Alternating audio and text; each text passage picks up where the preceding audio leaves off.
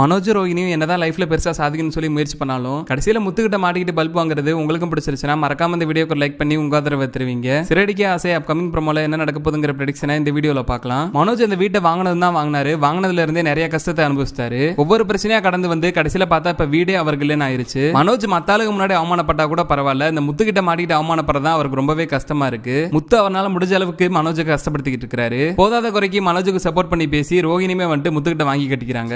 எந்த ப்ரூஃப்மே இல்லாம நீங்க பணம் கொடுத்தீங்கன்னு சொன்னா எப்படி ஏத்துக்க முடியும்? இதுக்கு மேல இந்த வீட்ல இருக்க கூடாது, வீட்டை காலி பண்ணுங்கன்னு சொல்லிட்டு போலீஸ்காரங்களே சொன்னதால வேற வழியே இல்லாம மனோஜ் ரோஹினியும் ஏமாந்ததை ஏத்துக்கிட்டு அவங்க பழைய வீட்டுக்கே திரும்ப வந்துடுறாங்க. வீட்டுக்கு வந்ததும் முத்து கரெக்டா அவரோட வேலையை ஸ்டார்ட் பண்ண ஆரம்பிச்சிடுறாரு. இதுக்கு மேல நீங்க பண்றதெல்லாம் பொறுத்து போயிட்டே இருக்க முடியாது. நீங்க ஒவ்வொரு வாட்டி ஏமாந்துட்டு வருவீங்க, அதுக்காக வீட்டு காசை விட்டு கொடுத்துக்கிட்டே இருக்க முடியுமா? உங்க மாமா தான் மலேசியால இருக்காருல, அவருக்கு போன் பண்ணி காசை கேளு, அவர் தான் ரொம்ப பெரிய பணக்காரராச்சு, உங்களுக்கு இன்னொரு வீடு கட்டி தந்துருவார்ல, அவர்கிட்ட காசை கேளுங்க அப்படின்னு சொல்லிட்டு முத்து வந்து மறுபடியும் ரோஹினியை வம்பளுக்கு ஆரம்பிச்சிடுறாரு. போதாத குறைக்கு இதுல விஜயாவும் வந்துட்டு மனோஜுக்கு சப்போர்ட் பண்ணிட்டு தேவையில்லாம முத்துக்கிட்ட பேசி அவங்களுமே திட்டு வாங்கிக்கிறாங்க.